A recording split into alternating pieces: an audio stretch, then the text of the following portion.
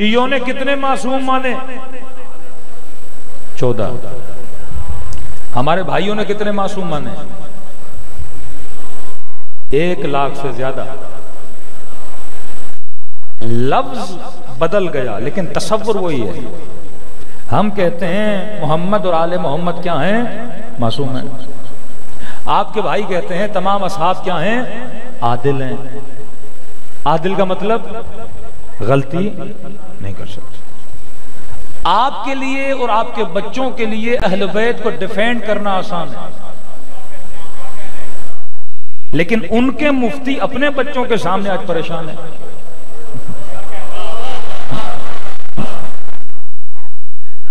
مطلب آپ امام حسین کو کہتے ہو معصوم ہے، آپ ثابت بھی کرتے ہو نا۔ مطلب کوئی بھی مسلمان آپ کو یہ نہیں کہتا کہ حسین ابن علی نے الیاذ باللہ یہ گناہ کیوں کیا، یہ خطا کیوں کی، نہیں۔ ان کا کردار اتنا صاف اور شفاف ہے کہ آپ نے کہہ دیا معصوم اور وہاں پہ معصومیت نظر بھی آ رہی ہے۔ دیکھیے ایک مرتبہ بولتے ہو یہ صاحب آیت اللہ ہیں یا عالم ہیں، انجینئر ہیں، ڈاکٹر ہیں، تو ظاہر ہے میں اسے دیکھوں گا ڈاکٹر ہے کہ نہیں، کلینک پہ جاؤں گا، دیکھ رہا ہوں مریض آ رہے ہیں، دوائی لکھ رہا ہے، نسخے لکھ رہا ہے، پریشانی نہیں ہے نا، میں نے کہہ دیا ڈاکٹر ہے۔ لیکن آپ نے ایک ان پڑھ کو بول دیا ڈاکٹر ہے، کلینک بھی نہیں، کوئی نسخہ بھی نہیں لکھتا، ایک لفظ نہیں آتا، اب میں نے ڈیفینڈ کرنا یہ ڈاکٹر ہے، تو یہ بڑا مشکل ہے۔ آپ نے بولا اہل بیت معصوم ہے، وہ خود اقرار کرتے ہیں ان کا چوتھا زین العابدین ہے،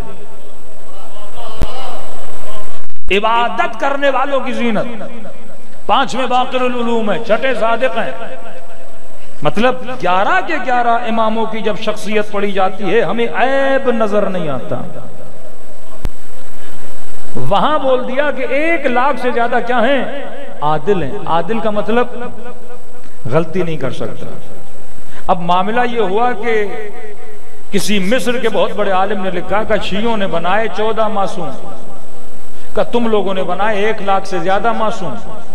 مسئلہ یہ تھا کہ شیعوں کے جو امام تھے ان کے یہاں سے گناہ ثابت نہیں ہو رہا، اور آپ کا مسئلہ یہ ہے اگر کوئی چیز ثابت ہو بھی جاتی ہے آپ پھر بھی بولتے ہو کیا ہے؟ معصوم ہے۔ قتل کیا کا رضی اللہ، کہا قاتل بھی رضی اللہ، مقتول بھی کیا بنا؟ رضی اللہ بنا۔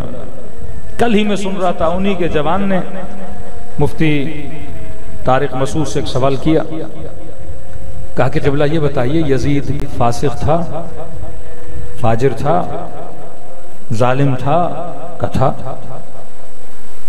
کہ پھر یہ بتائیے جب نبی کے نواسے، نبی کے نواسے اس فاسق کے مقابلے میں گئے تو مدینے کے اندر جو اصحاب بیٹھے تھے انہوں نے حسین کا ساتھ کیوں نہیں دیا؟ عادل کا مطلب غلطی نہیں کرتے۔ پھر دوسرا سوال کیا کہ یہ تو بتائیے کہ امیر شام صحابی، صحابی کا مطلب عادل، عادل کا مطلب غلطی نہ کرے۔ کہا باپ جتنا بیٹے کو جانتا ہے امت اتنا نہیں جانتی تھی۔ آپ کو پتا ہے کہ آپ کا بیٹا اچھا ہے یا برا ہے؟ کہا جانتے ہوئے کہ میرا بیٹا برا ہے پھر اسے مسند خلافت پر کیوں بٹھایا اور لوگوں سے بیعت کیوں لی؟ عدالت تو ساقط ہو گئی نا۔ اب میں نے کہا ایک مرتبہ میں نے سچی چیز کو ملانا ہے قرآن سے کہ سچ ہے یا غلط ہے، تو متن ہوگا تو میں ملاؤں گا قرآن سے، اور قرآن اگر مخالفت کرے گا تو نبی نے فرمایا اسے دیوار پہ مار دو، اور فرمایا جب افراد میں پریشان ہو جاؤ کہ کون صحیح ہے کون غلط ہے، کون کہاں جا رہا ہے اور وہ راستہ صحیح ہے یا غلط ہے، تو فرمایا افراد میں اگر حق و باطل کا پتہ لگانا ہو تو میں علی کو حق بنا کے جا رہا۔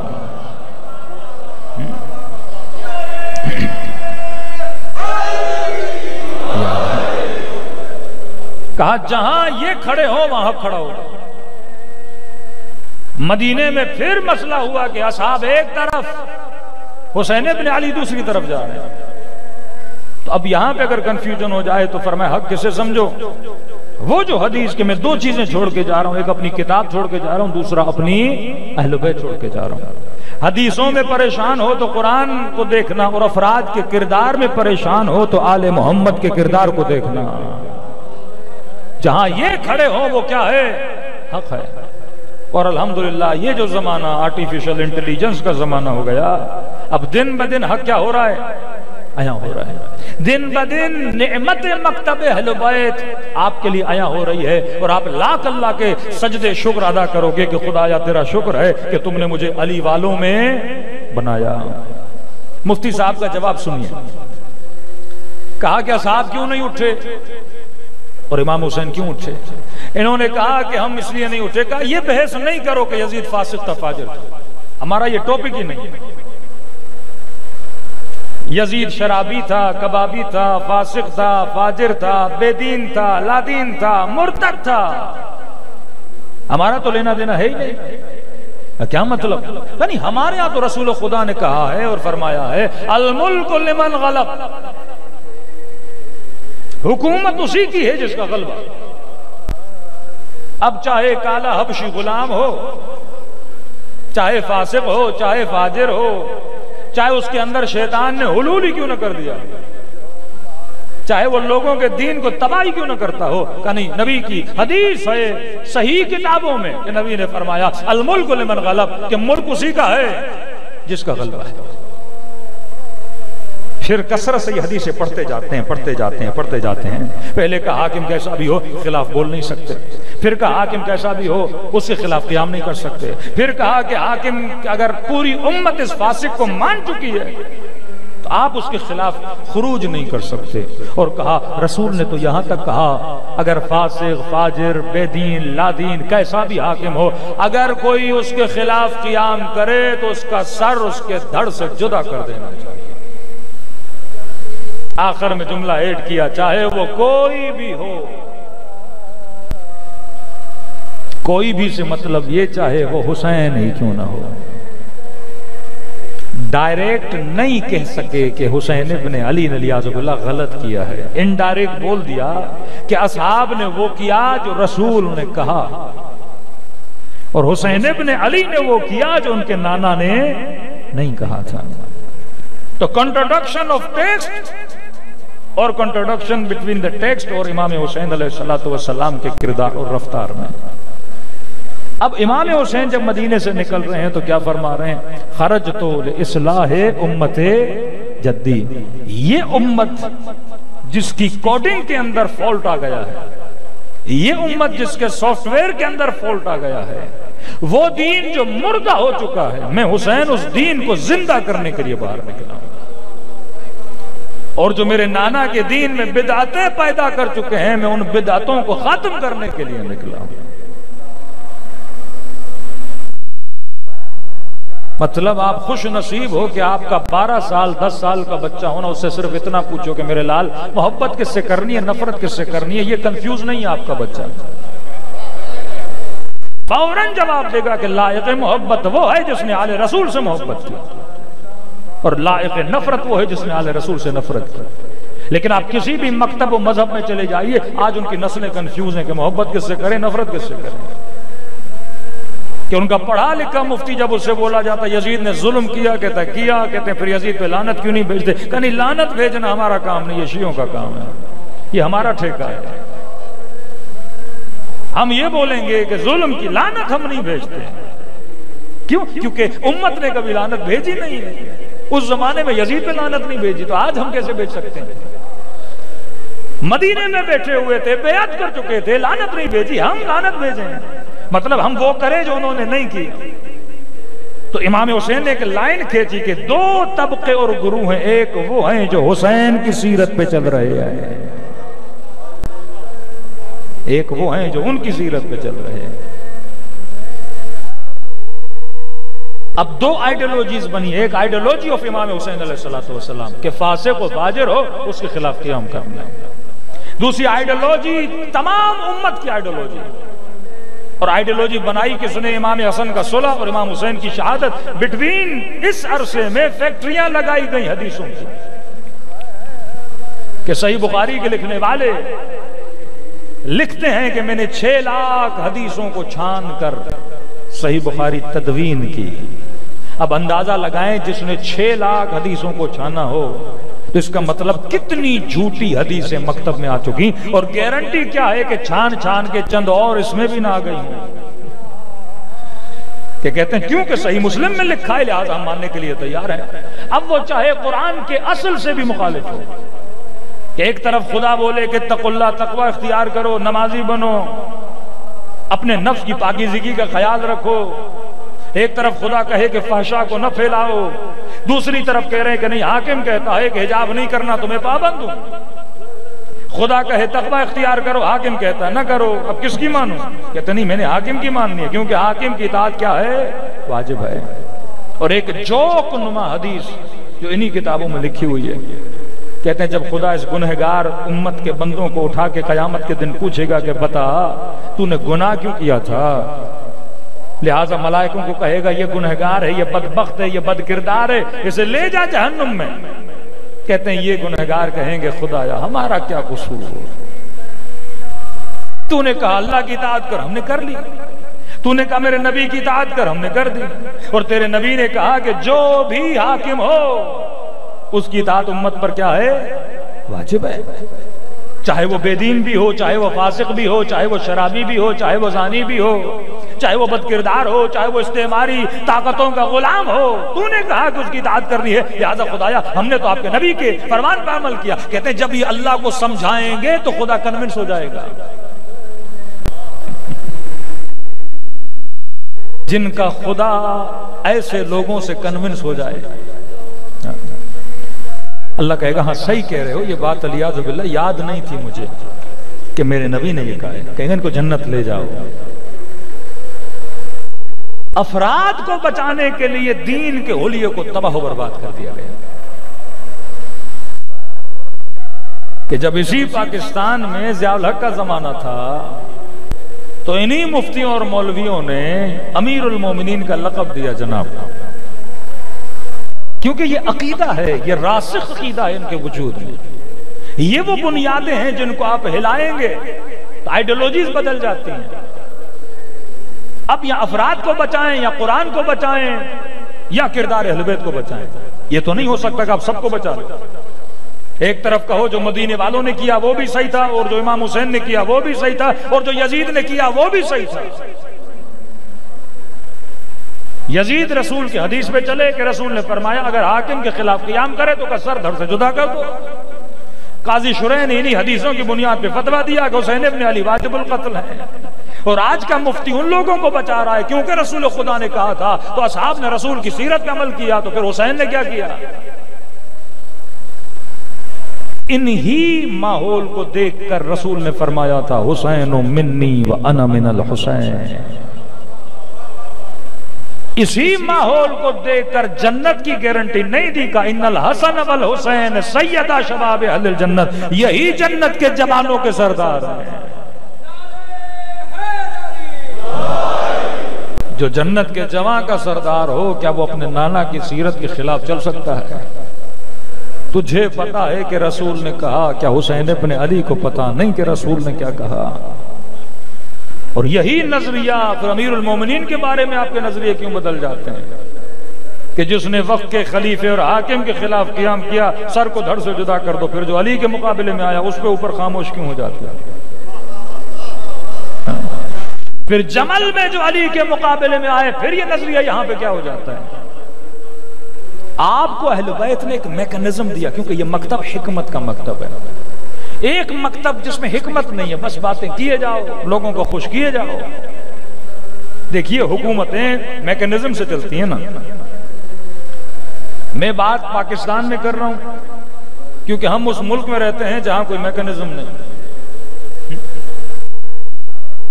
مطلب یا جمہوریت ہو یا ماشاء اللہ ہو یا ڈیموکریسی ہو یا بادشاہ، تو کوئی تو میکنزم ہو بھائی۔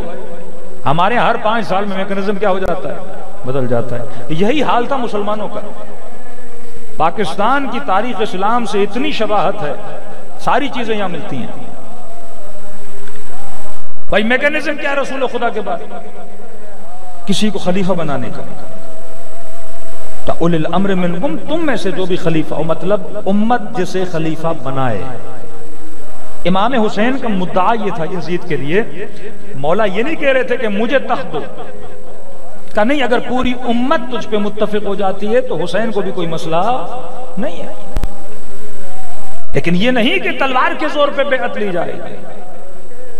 اور فرمایا صلح امام حسن میں بھی یہی لکھا تھا کہ امیر شام اپنے بعد کسی کو خلیفہ نہیں بنائے گا، یہ معاملہ کس کے اوپر چھوڑے گا؟ امت کے اوپر چھوڑے گا، تھرو دا ڈیموکریسی جس کو بھی خلیفہ بنائے۔ امیر المومنین 25 سال گھر میں بیٹھے کہ اگر لوگوں کو علی نہیں چاہیے تو علی کو بھی ضرورت نہیں ہے۔ چوتھی بار جب مولا کے پاس آئے تو امام نے فرمایا تم چاہتے ہو اسی لیے میں مسند پر آ رہا ہوں۔ امام حسن نے دیکھا لوگ ساتھ نہیں دے رہے، مولا حسن چھوڑ کے چلے گئے۔ میکنزم پہلے خلیفے سقیفہ میں بنے، چلو دوسرے کا میکنزم بھی سیم ہونا چاہیے نا۔ جب دوسری خلافت آئی میکنزم اور بدلا، پہلے خلیفے نے دوسرے کو چنا، دو میکنزم۔ جب تیسری خلافت آئی تو تھرڈ میکنزم بنا، شورا بن گئی۔ جب چوتھے خلیفے کی باری امیر المومنین کی تو چوتھا میکنزم آیا ڈیموکریسی والا، سارے لوگ جمع ہو گئے کہ یا علی آپ کیا بن جائیے؟ خلیفہ بن جائیے۔ 4 میکنزم۔ 5واں میکنزم امیر شام کا کہ تلوار کے زور پہ خلافت کو لیا، 5واں میکنزم۔ 6واں میکنزم بادشاہت کا میکنزم کہ باپ نے بیٹے کو کیا کر دیا؟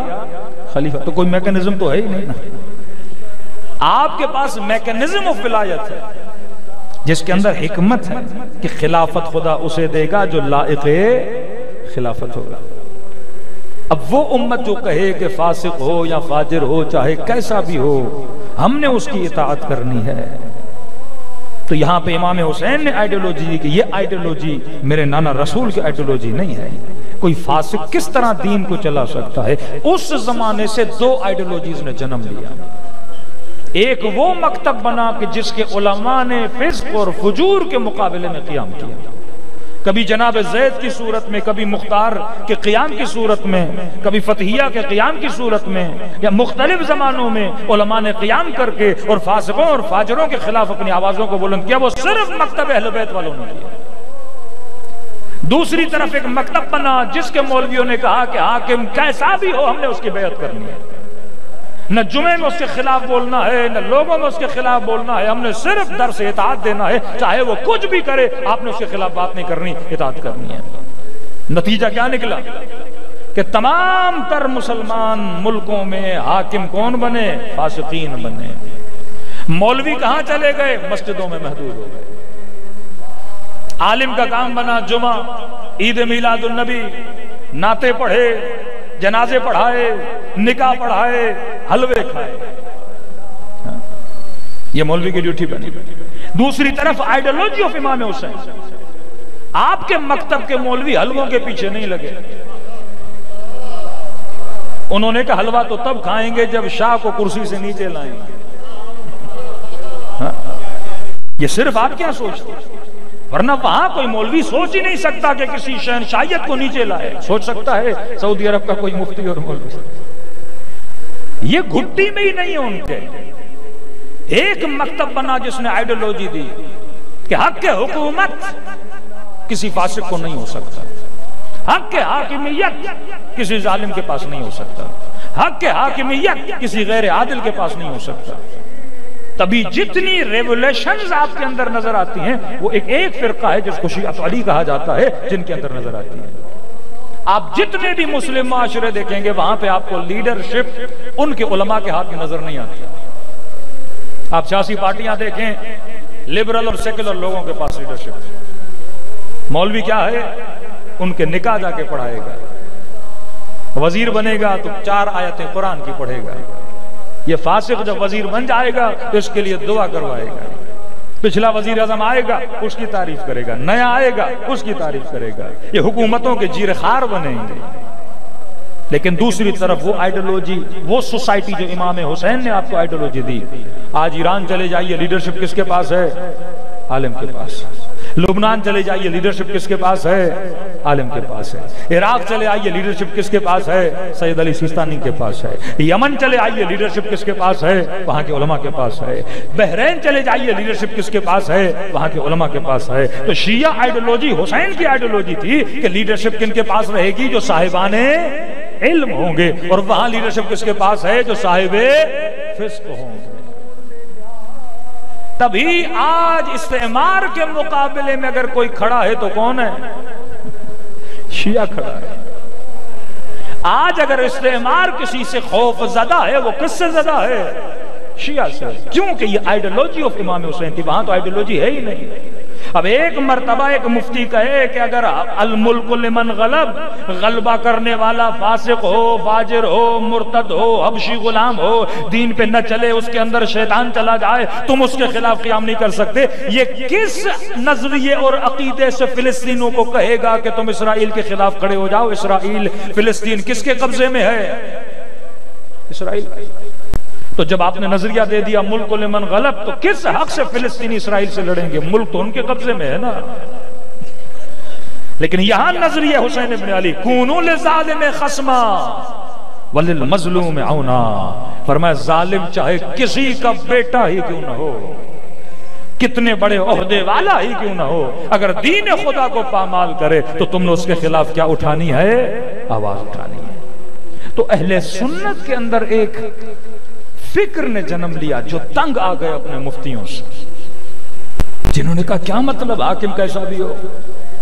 ایران میں انقلاب آ گیا، شیعوں کے اندر بیداری آ گئی، ان کو بار بار بتایا جاتا ہے کہ یزیدیت کیا ہے، حسینیت کیا ہے، فتنہ کیا ہے، فسق کیا ہے، امر کیا ہے، معروف کیا ہے۔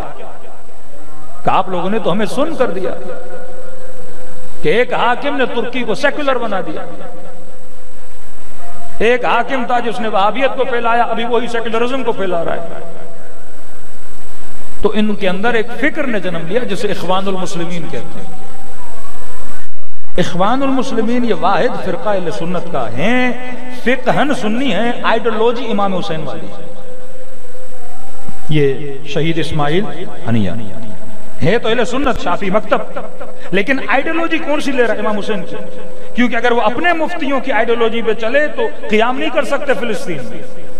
دن بدن حالات اور بگڑیں گے، دن بدن آپ دیکھیں گے شہادتیں اور بڑھیں گی، اور مسلم امہ کی خاموشی آپ دیکھیں گے دن بدن اور خاموش ہوتے جائیں گے، کیونکہ اس قدر اکنومیکلی، مورلی حکمرانوں کو کمزور کر دیا گیا۔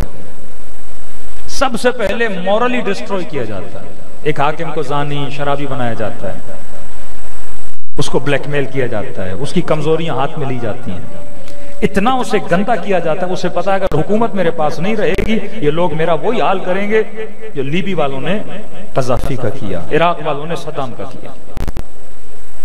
تو وہ ڈرتے ہیں کہ اگر یہ ہمارے ساتھ رہیں گے تو ہم باقی رہیں گے۔ وہ اپنی بقا اللہ کے نام سے نہیں، امریکہ کے نام سے سمجھتے ہیں۔ اور یاد رکھیے، قوموں کو کم غیرت کرنے کے لیے ان کی غیرت کو لتاڑا جاتا ہے۔ شاید ہم دنیا کا واحد ملک ہیں جہاں ضمیر بہت زیادہ بکتے ہیں، بڑے سستے بکتے ہیں۔ کہ پاکستان کی خاتون ڈاکٹر رافیہ صدیقی کتنے سال سے امریکہ کے جیل میں، کسی حاکم نے جو، کیونکہ ہم نے خود اٹھا کے دی ایک بچی ان کو، اگر گنہگار تھی، خطاکار تھی، اس نے کوئی کرمنل ایکٹ کیا تھا، سزا ہمارے ملک میں ملنی چاہیے نا۔ میں 4-5 مہینے پہلے ان کے لائر کا اسٹیٹمنٹ پڑھ رہا تھا کہ ایک پاکستانی نیشنل خاتون، مسلمان ہے، ڈاکٹر ہے، گناہ کیا، جرم کیا، جو بھی اس نے کیا، سزا اپنے ملک میں ملنی چاہیے۔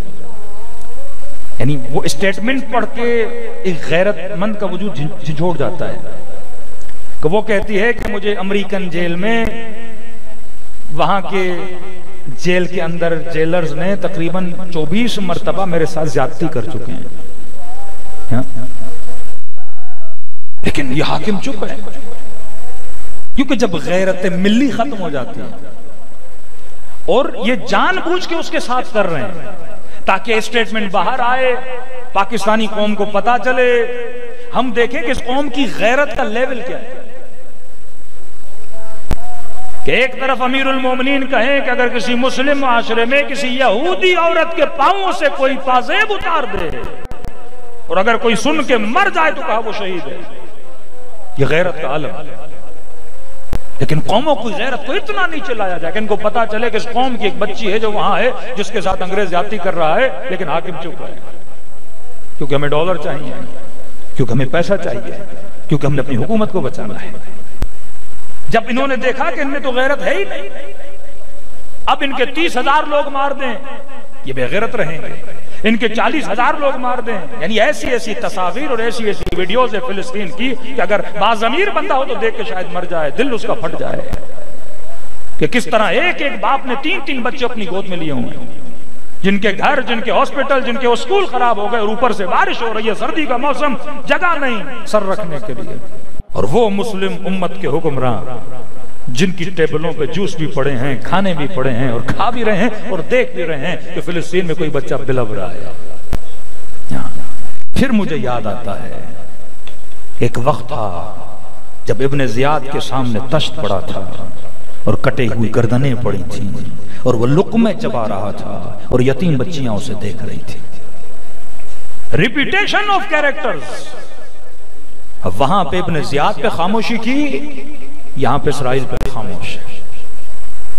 یہ وہ آئیڈیالوجی جو ملا نے جس آئیڈیالوجی کو بنایا، جس نے دین کا ستیہ ناش کر دیا، جس نے دین کو صرف نماز، روزے اور حج تک رکھا، جس نے دین کو سیاست سے خارج کر دیا، حکومت سے خارج کر دیا. لیکن ایک آئیڈیالوجی امام حسین نے دی. آپ نے ملک میں ایک بندہ ریمٹ ڈیوس کے نام سے آتا ہے، کلم کھلا بازار میں 3-4 پاکستانیوں کو فائرنگ کر کے چلا جاتا ہے. اس کی فیملی کہتی ہے کہ ہم نہیں چھوڑیں گے. یعنی شرم آتی ہے جب آپ ریمٹ ڈیوس کی بک پڑھیں گے کہ اس نے لکھا ہے کہ مجھے پاکستان کے آفیشلز نے کس طرح چھڑوایا اور جن کے بندے مارے تھے ان کو کس طرح دھمکایا کہ آپ اسے چھوڑ دو، یہ پیسے دے رہے ہیں. یہ جب ذہنی غلامی معاشرے میں آ جائے، یہ وہ معاشرہ ہے جو امام حسین کے زمانے میں تھا. آج پوری امت جس طرح اس زمانے میں امت یزید کے ظلم پہ خاموش تھی، اسی طرح آج امت اپنے مجاہدوں کے قتل پہ، فلسطین کے بچوں کے قتل پہ، جوانوں کے قتل پہ. آپ کو پتا ہے کتنی خواتین اسرائیلیوں کے جیلوں میں ہیں؟ آپ کو پتا ہے کتنی خواتین کے ساتھ جنسی زیادتی کی جاتی ہے ان جیلوں میں؟ یہی جو گوانٹانمو یا جو عراق میں انہوں نے بیچارے عراقیوں کو پکڑا تھا، مردوں کے ساتھ بدکاریاں کروا رہے تھے، کتے ان کے بدنوں پہ چھوڑ دیتے تھے. یہ کرتے تھے، ریکارڈنگ کر کے آپ کو دکھاتے تھے. ایک آدمی ظلم کر کے کیوں دکھائے گا؟ وہ اپنے آپ کو کیوں بدنام کرے گا؟ وہ صرف اس لیے دکھاتے تھے تاکہ آپ دیکھو اور غیرت کا لیول اور کیا ہو جائے، نیچے آ جائے، کہ امت باہر نہ نکلے. کیوں جلوس امام حسین سے صدام کو مسئلہ تھا؟ کیوں جلوس ازا سے مثلا عرب ملکوں میں جلوس نہیں نکالنے دیتے؟ کہتے آپ گھر کے اندر مجلس کرو، جلوس نہ نکالو. کیونکہ یہ عوام کا اکٹھا ہونا یہ کبھی ریولیشن میں بدل سکتا ہے. یہ لوگوں کے جھنڈ جب باہر نکلتے ہیں تو بڑی بڑی حکومتوں اور تختوں کو اپنے ساتھ بہا کے لے کر جاتے ہیں. کہ یہ آئیڈیالوجی آف حسین ابن علی بڑی خطرناک ہے. ہمیں حسین تو ایکسپٹ ہے لیکن حسین کی آئیڈیالوجی ایکسپٹ نہیں ہے. ہمیں علی تو ایکسپٹ ہے لیکن علی کی آئیڈیالوجی ایکسپٹ نہیں ہے. ہمیں امام زمانہ تو ایکسپٹ ہے لیکن مہدی کی آئیڈیالوجی ایکسپٹ نہیں ہے. یہ آئیڈیالوجی آف قرآن کہ یرثھا الا عبادی الصالحین، خدا زمین کا ورثہ عباد الصالحین کو دیتا ہے. صلوات پڑھے محمد و آل محمد.